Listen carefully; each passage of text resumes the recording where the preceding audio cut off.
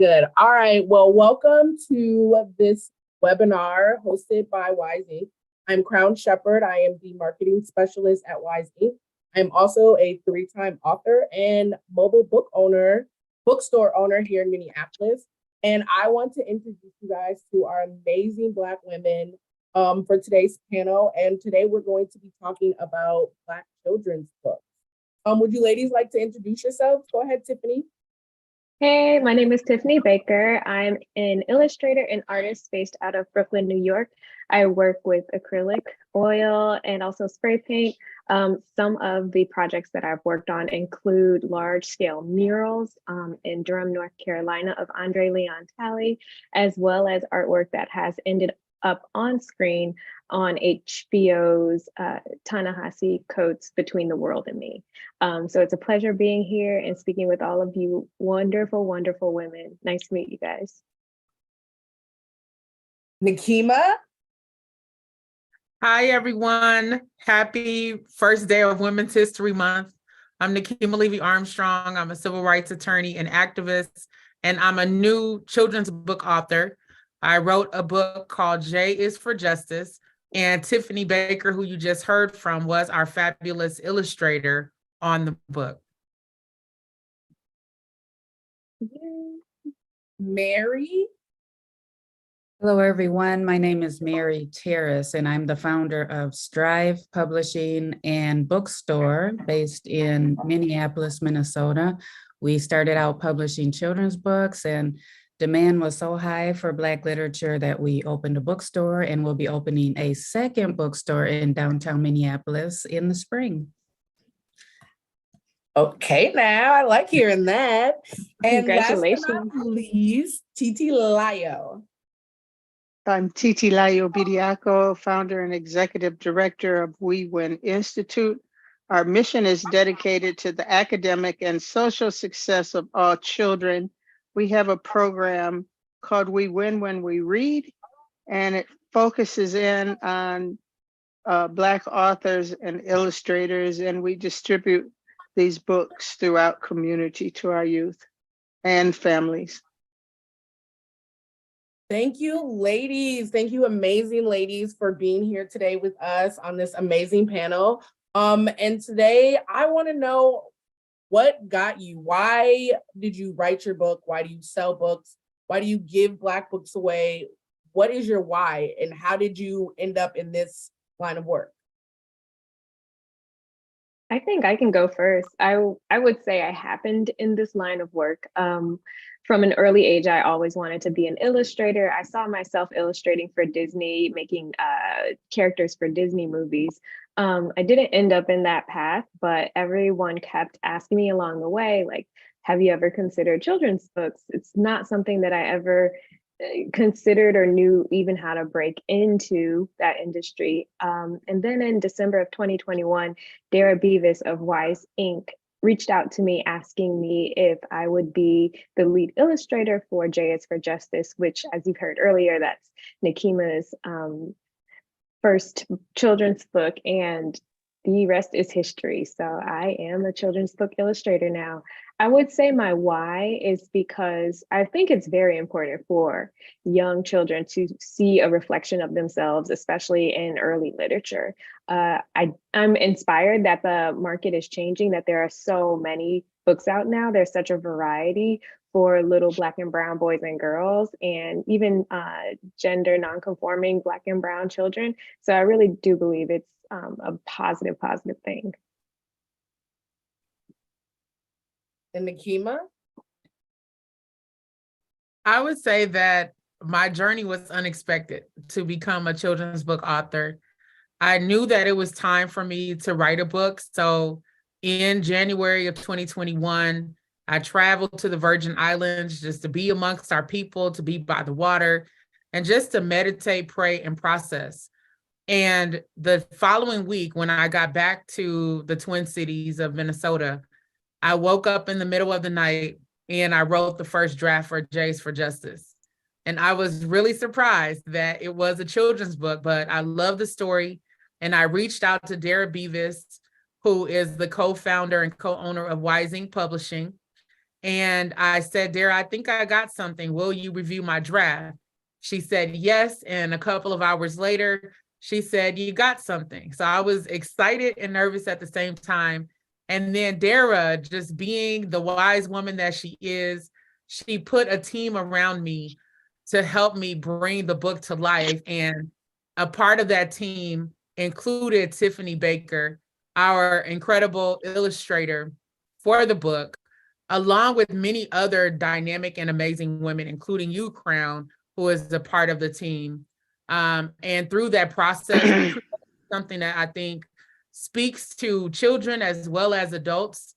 And it focuses on my experience as a mother who is also a protest organizer and bringing my young daughter out to the front lines and having her be in solidarity with the community demanding police accountability and racial justice. Thank you, Nekima. And Mary, if I'm remembering correctly, you started off as a teacher?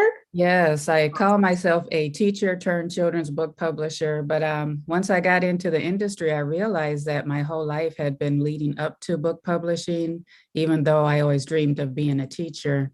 But I didn't even get into teaching until late because I never saw myself represented in, at school or even in books. So I had the dream, but I didn't really believe that I could be a teacher. And I think that's an important key in children's books is helping the children to see what they can be. And to this day, I love children's books. I can't wait to read yours, Nekima. So I started out in publishing children's books, and we've published about 10 titles so far, but the demand for, oh no, my dog, sorry. So sorry. After the murder of George Floyd, I have to say the demand for people wanting to write and publish their stories was really high. And so we moved into memoirs and then into book selling because, you can only do so much with 10 titles. So we really try to support local Black authors in our bookstore. Like we invite them in to share their books, and we curate books for organizations and schools and even the Department of Education. Thank you, Mary. Titilayo? Like Mary, I started out as a classroom teacher in the Minneapolis public schools, and I've always known that literacy is important. It has always been my focus.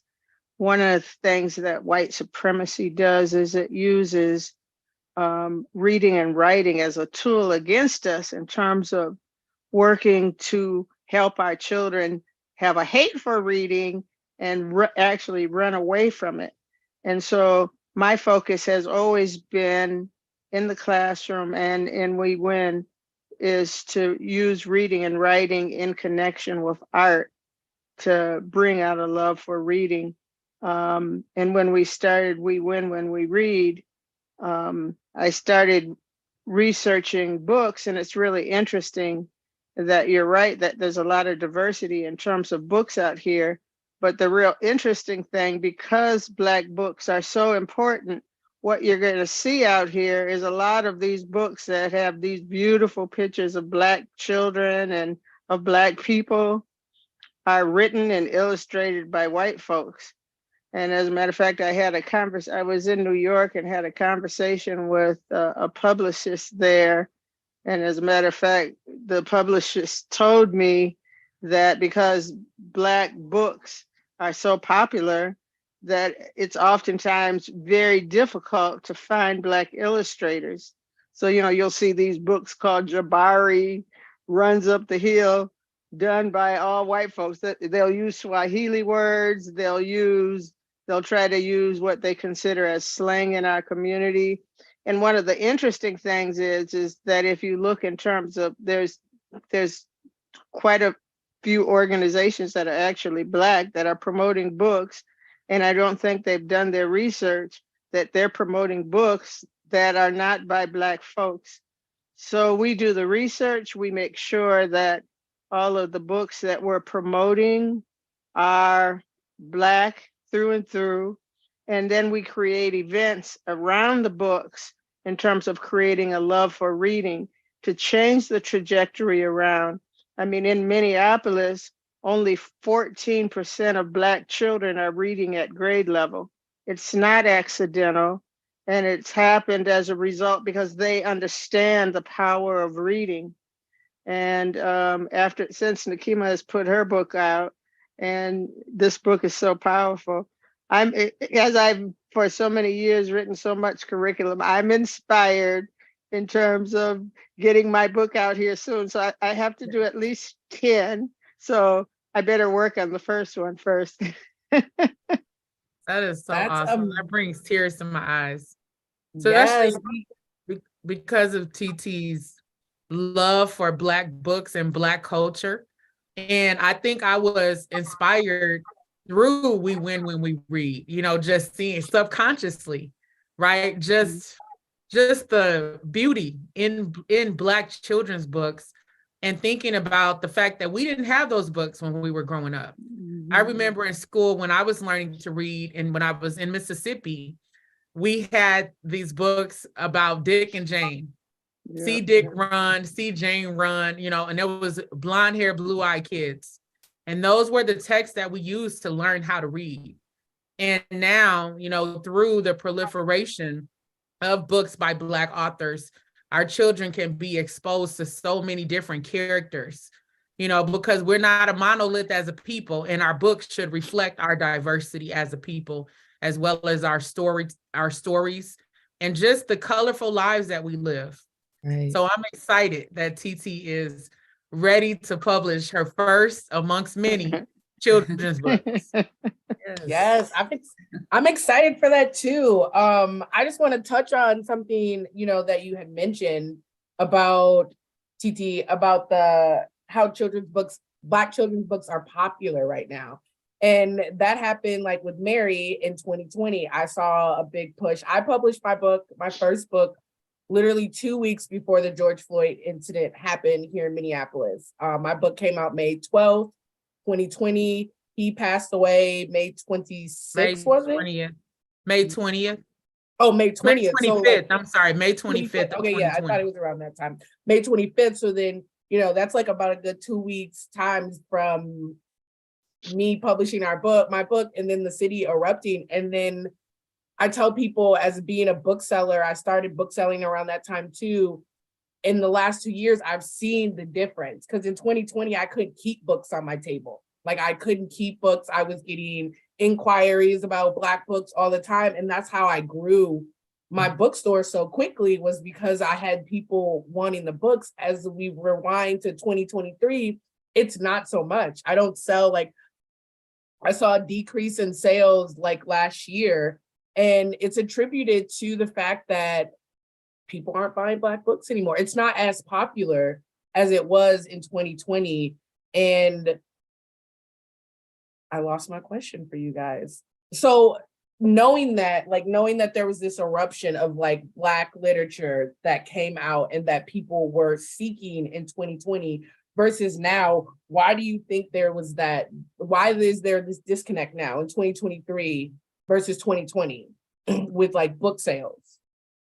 Can I speak on that? Yeah, go ahead.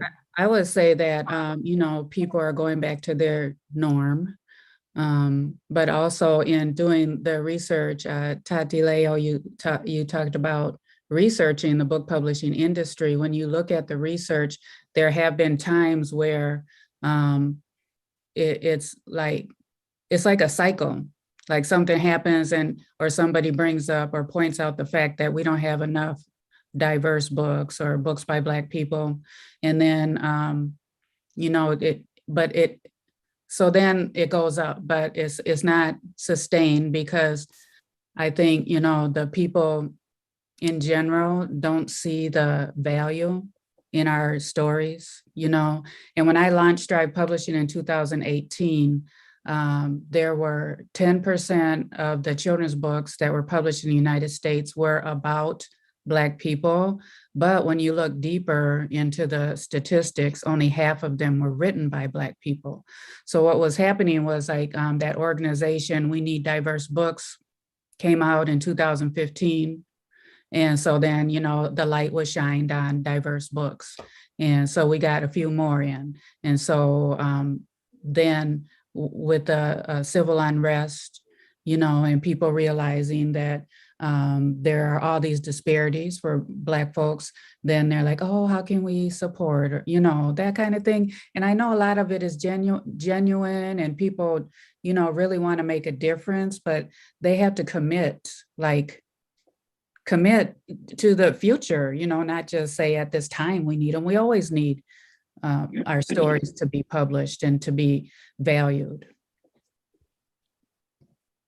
Yeah, I would agree. If I may pick up on what Mary just said, I think that there was a surge in not only consciousness, but also faux consciousness, right? And so that's those folks who out of guilt or, just a knee-jerk reaction to seeing the brutal police killing of George Floyd, who decided that they suddenly were interested in Black children's books, in Black literature, but also anti-racism books.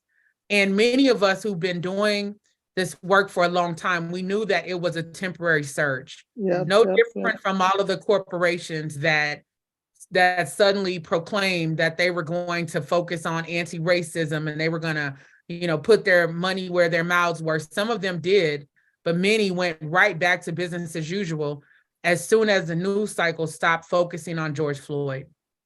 So I'm not surprised, but I think that it's incumbent upon those of us who love Black culture, who love our people, and who understand the importance of Black books and Black children's books.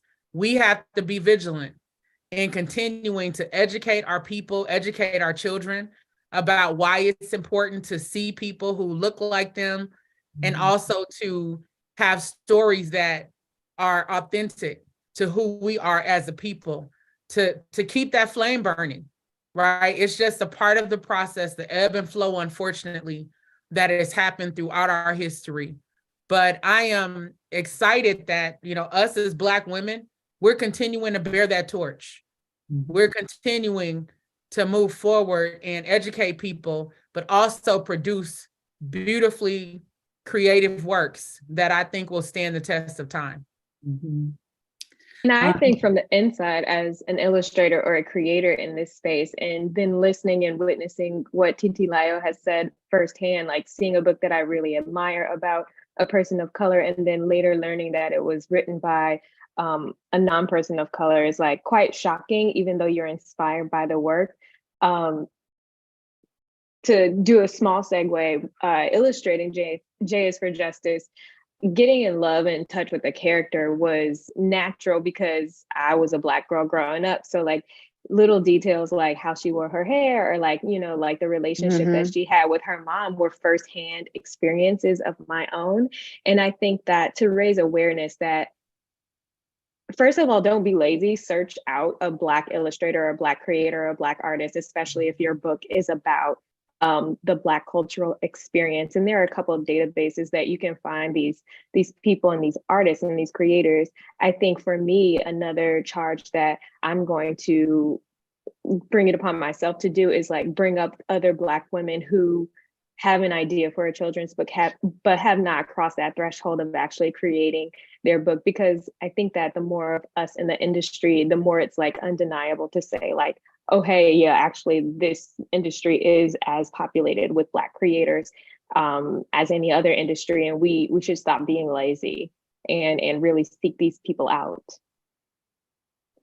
You were so right, Tiffany, about them being lazy, because as somebody who has found my illustrators for every last one of my books, all my illustrators are people of color, or I try to stay mainly Black. It doesn't always happen that way with the type of art that I want done for my book.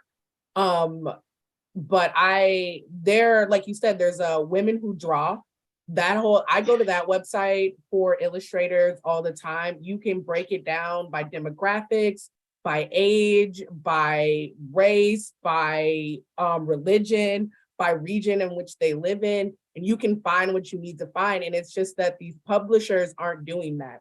They're not looking for Black authors because they say that there's a lack of Black illustrators, and they also say there's a lack of Black authors. But there are tons of Black authors and illustrators that are constantly submitting to these places and getting rejected.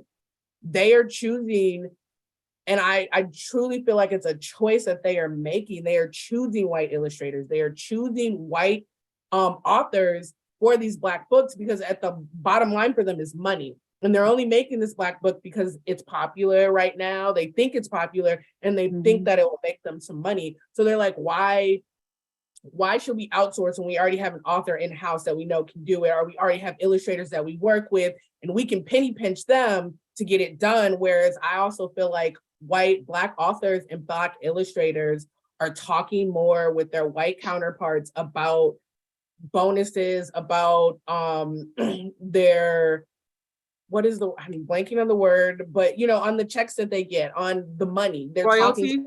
Royalties. And they're the royalties, and they're finding out that they're getting less. So now they're demanding more. And I have a friend who works in New York at a publishing house, and she says that we are demanding more. And we're not even demanding more. We're demanding the bare minimum. We're demanding what our white counterparts are getting, and they're not willing to give us that. They want to give us the bottom of the barrel because that's what they think our worth is.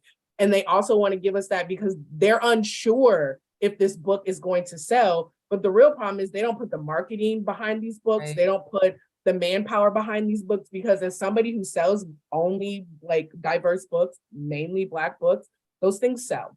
People are looking for them, people want them, and they want them in stores like Target. They want them in stores like Walmart. And Walmart and Target and these big conglomerates need to be more vigilant when they curate their books too, because I was in Target during Black History Month, and I saw, and I counted, and I have a video that I haven't posted, but 6 books that I know for a fact were written and illustrated by white people, but they're Black books sitting on the Black History Month book display. And I don't think that's right. Just because it has a Black child on it doesn't make it a Black book. Right. Sorry, I went on rant. Yeah, but I think Okay. I was just going to say that I think that we can't, we have to stay focused in terms of white supremacy. I mean, because all of this is connected. I mean, saying that there's shortage of Black illustrators is the same thing that they say in terms of every industry in America. The whole conversation that Nekima was talking about in terms of George Floyd, not only was it in terms of books, but it was in terms of Black organizations. All of a sudden, there was a influx of money that was put into Black organizations. All of a sudden, they knew that we existed. And any of us that have been around for any amount of time, as Nekima has said, knew that it was very short-lived until white folks got tired of it.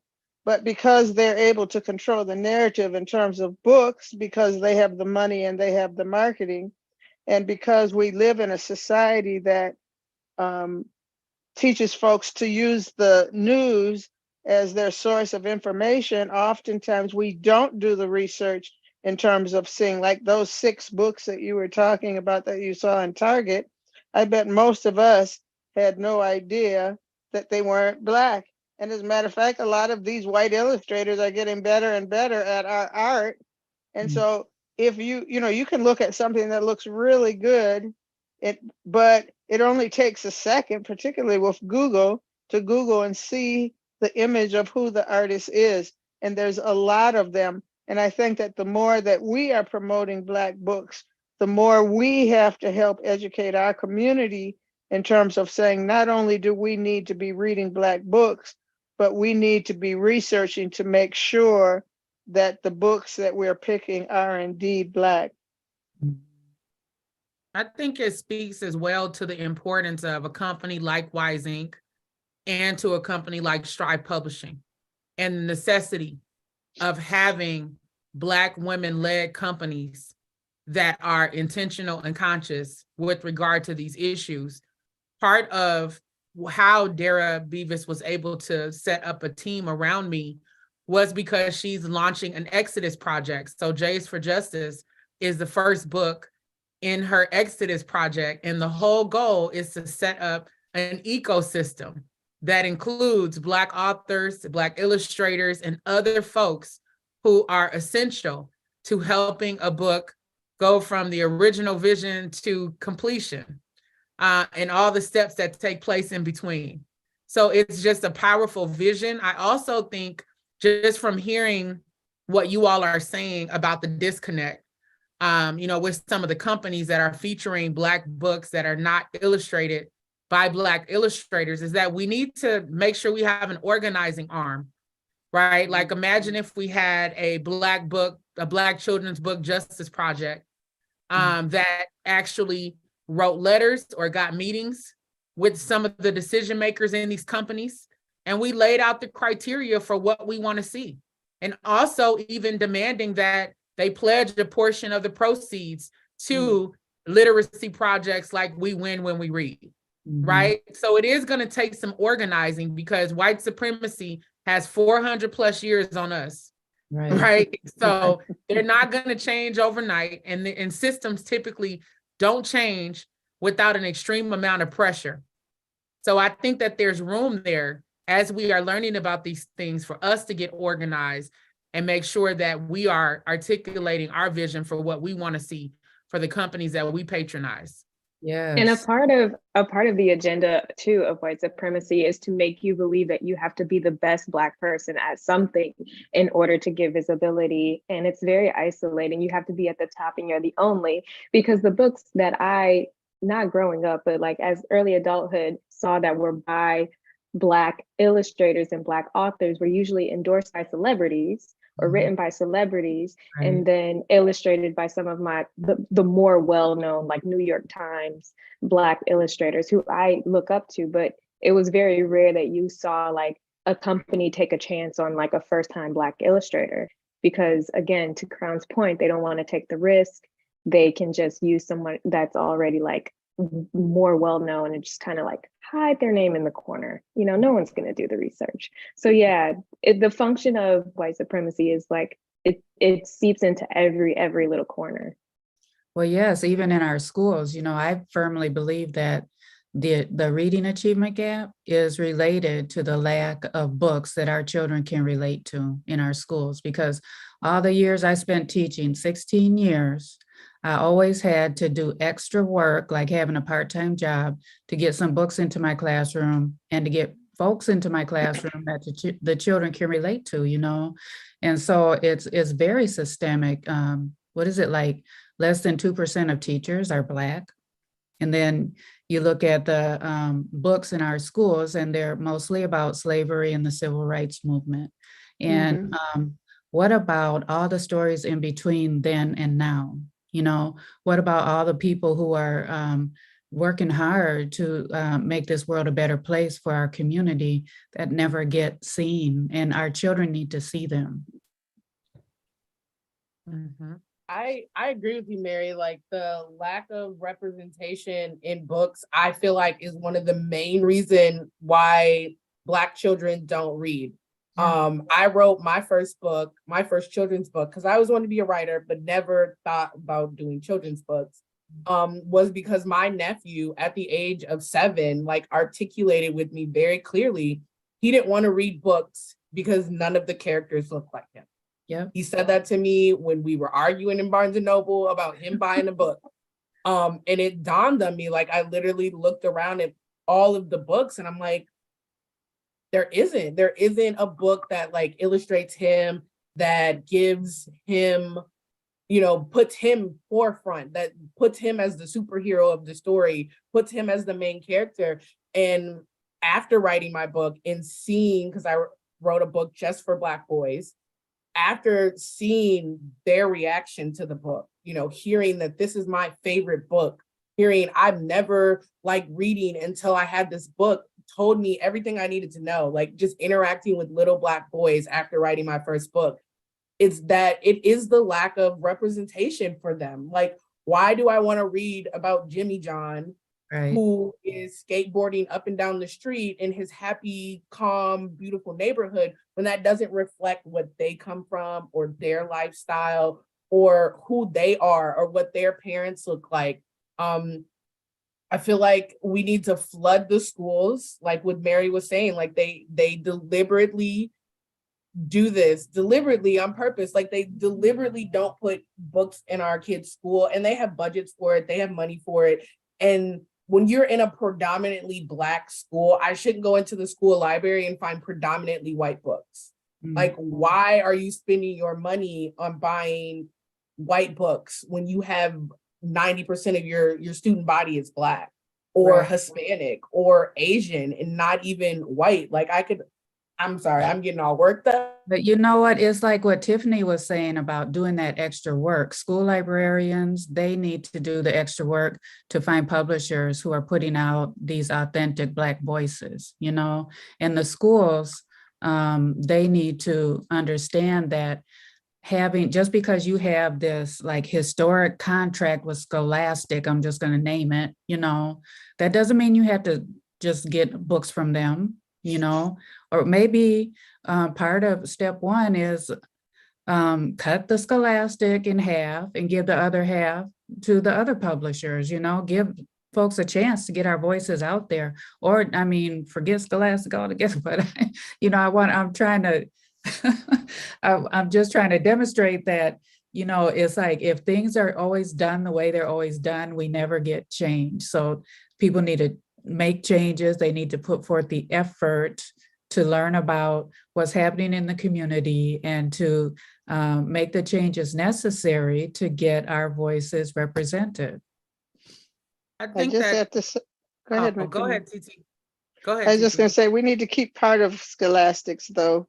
One of the most amazing authors that I know and educator is Goldie Muhammad, Oh, who yes. did the Cultivating Genius. It was her first book, and which was through Scholastics, and now she's just come out with her second book, and it's called Unearthing Joy, and it's part 2. And these books are just so amazing.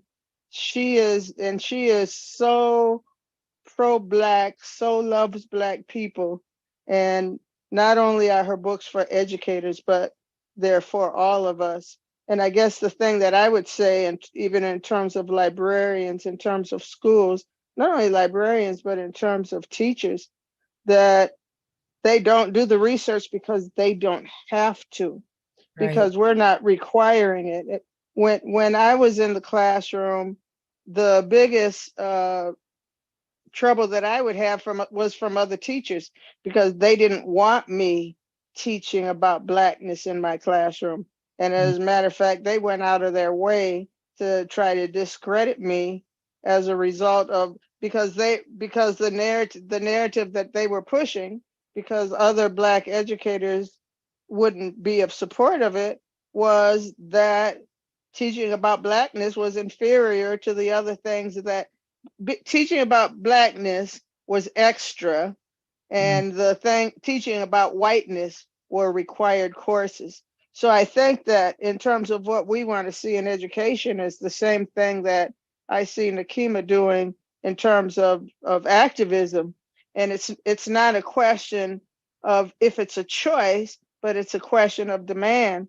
And you know, the power about J is for Justice it's the first book that I've seen that is a readable, understandable, beautifully narrated book about how our children can be activists. I mean, it's just a totally amazing book that I know is going to go straight to the top. Besides the fact that it's done by a Black illustrator and author, it's just a superior book. And a Black publisher. And a Black publisher, yes. Thank you, TT. Making me blush, but I'm grateful that it is what it is in terms of what it turned out to be. And just hearing these little voices when we go into the classrooms, hearing the kids chanting along with the aspects of the book and being able to like raise their hands and be engaged and answer questions. it's really powerful. And I've noticed a difference as well so Crown organized my first visit to a school, and it was the Josie Johnson Legacy Montessori School in North Minneapolis. And it was just such a beautiful experience with children from pre-K to 6th grade. And many of the children in the school had attended protests. You know, they knew some of the chants, but they were so engaged. It was like they were ready for the content of the book, and they took ownership. You know, even seeing them holding the book, smiling. And then immediately after we had the session where I read the book to the children, they went back into the classrooms where the teachers did impromptu lessons on the book and engaged the students and drew information out of them that was then used for them to create their own protest signs. And then they took the protest signs and we did a children's march. The children had way more energy than us adults walking up and down the stairs, but just their excitement, like as they're saying, Black Lives Matter, we want justice. It took me back to the things I read from the 1960s when Dr. King went into the schools and he pulled out the children, and then they went on the front lines and started advocating for our people. Some of those children were arrested, some braved vicious police dogs, but they stood strong in the face of that kind of adversity, knowing that they were fighting for our people. So just to think about a way of igniting that spirit of activism in our young people and letting them know that you have a place in the movement and your voice matters, it's like a gift. You know, it's a gift to me to see that unfolding.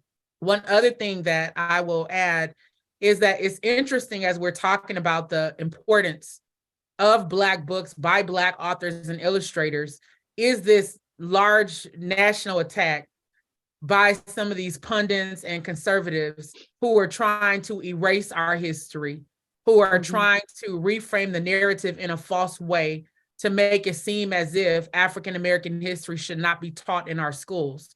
So I see J is for Justice as a way of pushing back against that narrative and also telling white parents, hey, you need this book too.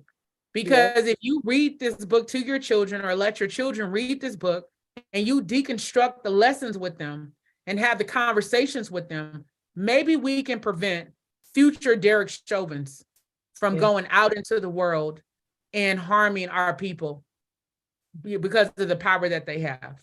So I think that that's a way of us pushing back and also not just inviting white parents into the conversation, but reminding them that they have a duty and a responsibility to proactively educate their children about these issues because of the harm that they have caused to us from one generation to the next. Yes, that is, yes. That's all I can say is yes, Nekima, because I am a firm believer, and I had a white friend that is no longer my friend laugh at me when I said this, but I truly feel like diverse books can end racism. A lot of children, especially in like rural white America, aren't exposed to diverse people. And when I say diverse, I mean Black, Asian, Indians, Native Americans, you know, Afghanistan, all of these different types of people in the world. And I feel like books are a great way to expose children to the nuances of the world in terms that they can understand. And it allows them to be able to see people that don't look like them represented. I don't know. What do you guys think? I feel like diverse literature can not end it, but like, you know, definitely put a big dent in it. Well, it's an important tool because books are what we use to inform society, you know. And so we need to have authentic voices in the books that we read. Absolutely. And I also feel that like children growing up really do gravitate toward what they see and the familiarity of like what's in the home. So I've seen it time and time again, like children as young as 3 or 4 have no prejudice or they understand and acknowledge and see difference, but they do it in a loving way. Whereas it's not like, I feel like I have like more of a leg up on you. I feel like all of that is taught and all of these lessons that, or missed lessons that they're learning are gathered from society. And I think that books do have a power to expose them to more iterations of humanity outside of, as Crown mentioned, maybe, like a small rural town that they may not have access to otherwise. Mhm. And I think books and the authors are important to be seen together, especially for children.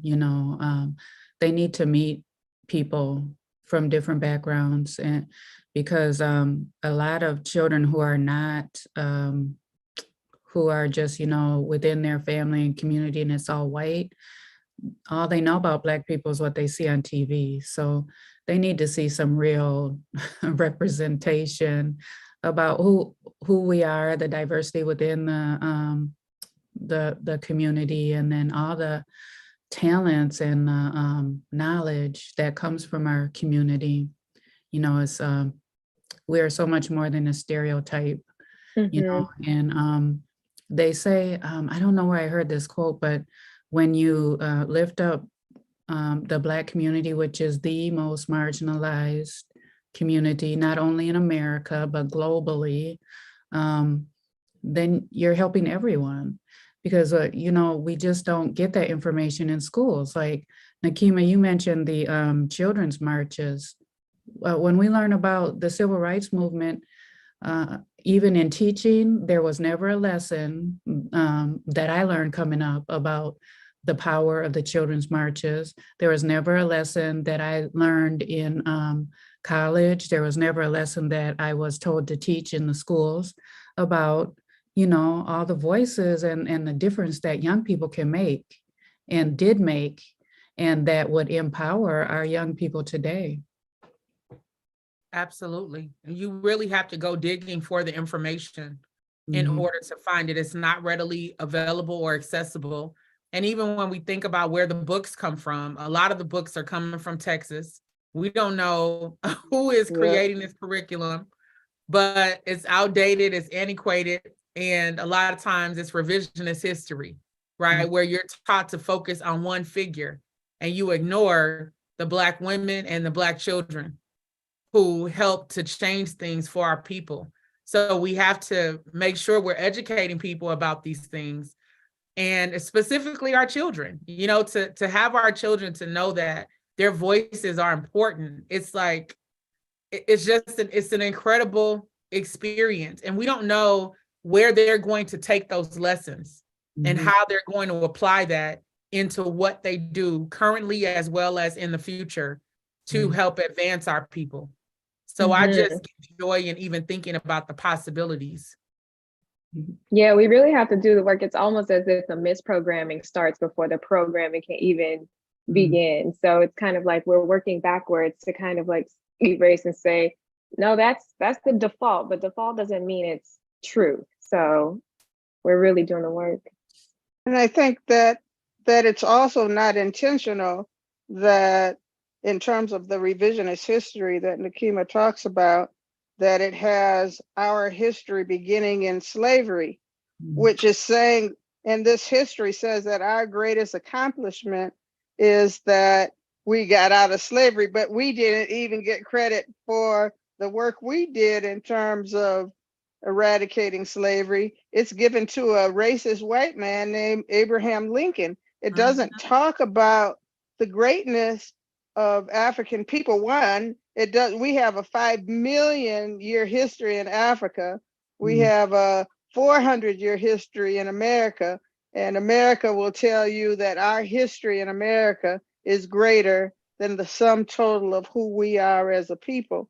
So one of the things that we're working on right now with We Win When We Read is putting a Black book in the hands of every child in Minneapolis and St. Paul. I was talking to a Black elected official about this, and she looked at me and said, "Did you mean all Black children?"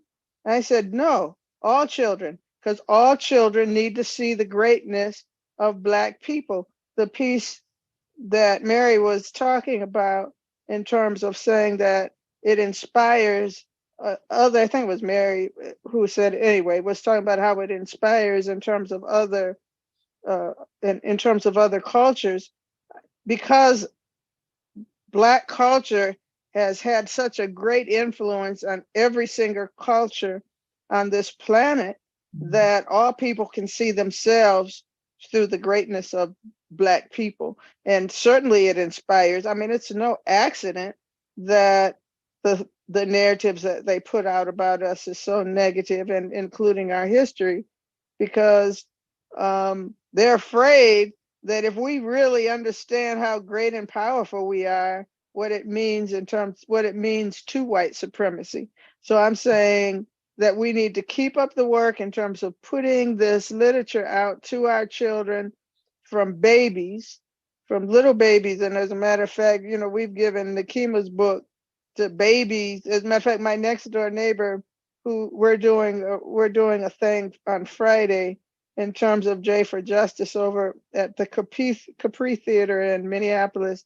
And my next door neighbor, who's a white guy, and he has a new baby, is not able to, excuse me, is not able to, he's going to be out of town in terms of the event on Friday.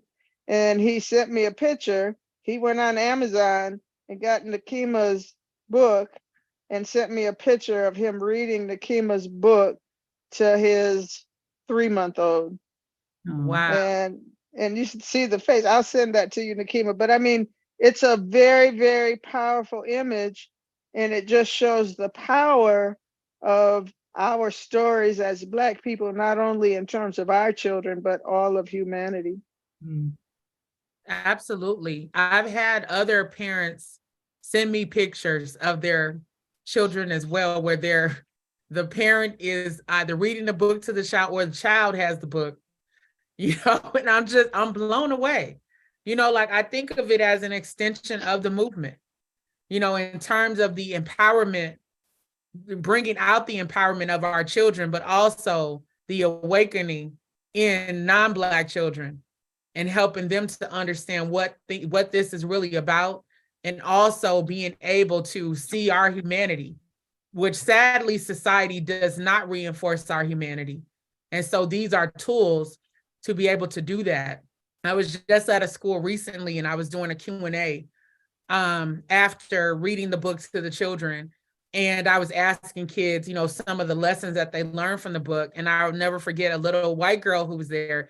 She said, you know, I learned about treating the Blacks equally, right? And so, and I knew what she was trying to say. And I said, you know, treating Black people equally, right? But it also showed me that there hasn't been enough intentional conversation between white parents and their children in terms of bridging that knowledge gap and helping to counteract all of the negative messaging that society constantly sends about Black people. Even when we're talking about slavery, Black people are even demonized in the way that those stories are often told, or seen as docile, you know, or conditioned to accept what happened. And the truth of our resistance, our creativity, all the dynamic aspects of who we are that were on display throughout one of the most brutal and horrific times in American history is rarely highlighted and amplified. And I know for me as a young person, when I read about Harriet Tubman, that changed my life, because I didn't see a woman who was bound by those brutal conditions. I saw a woman who found every ounce of herself, her spirit, her soul to resist and to help other people resist. And that changed my life when I read that. And it just shifted everything. And it made me think about how I had learned it before. I'm like, no, this is how we need to learn it, because that spirit of resistance will come forward and you'll know you're not bound by what society tries to do to you. Their ancestors, our heritage, our history, even the languages that our people spoke that we don't even know, all play a role in who we are today. Well, ladies, as we wrap up this wonderful conversation that I don't want to end, but I know we all have to run and do other things, I just want you guys to give a little advice for any authors, illustrators, publishers, nonprofit people that want to start giving away books. Like, how can people become more involved with Black books, with Black children's books? I think you just do it, right? So TT talked about We Win When We Read.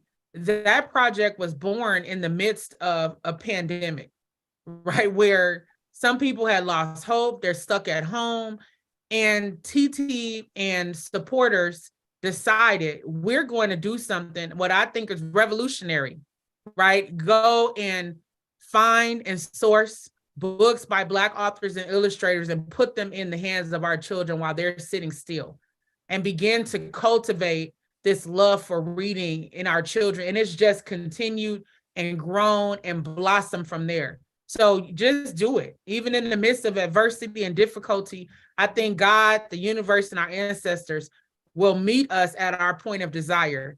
And then we just have to move forward. Anyone else? I Well, think as a creator, oh, go ahead. It's you okay, go. Tiffany, you go ahead. I was going to say, I think as a creator, continue to put your name out there, and continue to push your work. There have been many times when things that I've worked on didn't initially get bites, but years down the line they did. So I think it's just continue to put our work out there and supporting each other as a creator. Mhm. Yes, I was going to talk about supporting each other and working together, in collaboration, just like, this wonderful panel today. We can do so much more together. So I would say collaborate and build community around books, Black books. Yes.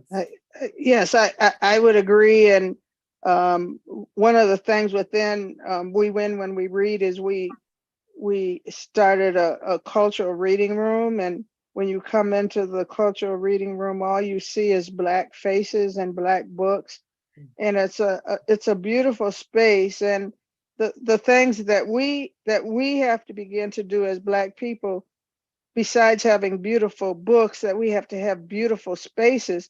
Another thing that you see that white supremacy has done is made sure that the spaces that represent us are raggedy, that you can still go all over the country, no matter where you go, all over the country and all over the world, and where you see Black spaces, that they're very unattractive.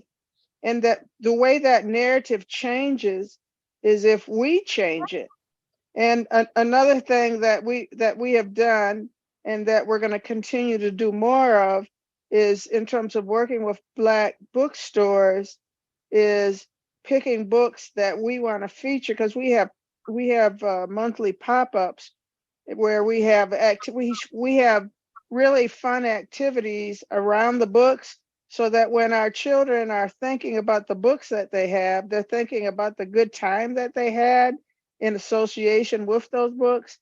So we give the names of the books that we want to push, and then what we have the bookstores do is get their patrons to actually buy those books, have them, so it becomes a win-win for the bookstore and for the authors too, and for We Win, because then those books are donated to our pop-ups, where we're able to continue in terms of giving books out free in terms of community.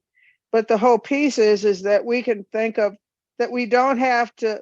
I think one of the main things is that you don't have to have a white publisher in order to have a successful book. And I mean, we have authors right here that are real examples of that, and that we ourselves as Black folks need to push Blackness when it comes to books, when it comes to our children, when it comes to authors, when it comes to illustrators. Yes, I agree with everything the ladies are saying. The only advice I would add is reach out. I have people reach out to me constantly, asking me how I started. If you have an illustrator that's Black that you admire, reach out to them. 9 times out of 10, they're gonna help you. If you have a publisher that you know is Black, reach out to them. If you know a bookstore, an author, reach out. Like I'm saying, my DMs are open. Reach out. I'm Crown the writer at everything on every social media thing. Reach out. Ladies, before we say goodbye, I want you guys to tell the audience where they can find you. Give me your social medias, your websites. Like, let me know how I can find you so I can be in your DMs. Yeah, of course. I'll start. You can find me on Instagram. I'm Hiccup BK. That's HICCUPBK. You can also find my work on my website. That's Tiffany-Baker.com. Tiffany's traditional spelling TIFFANY-BAKER.com. Or Google search Tiffany Baker art. I pop right up. At Nekima L on Instagram, Nekima Levy Armstrong on Facebook, or NekimaLevyArmstrong.com. StrivePublishing.com. That's our website. You can learn more about our bookstore there as well. On Facebook, we're Strive Publishing. On Instagram and what's the other one? Twitter. We're Strive Pub. Our website is we-win.org. We Win is on all social media platforms, Facebook, We Win Institute, Instagram, We Win Institute, LinkedIn, and also on Facebook, Titilayo Bediako. Thank you, ladies, for joining us today. You can find Wise Inc. at wiseinc.com or Wise Inc. on all social medias, and you can reach out to us there. I want to thank all you beautiful ladies for joining me today with this discussion. And you guys all have a great one. Thank Thank you. you.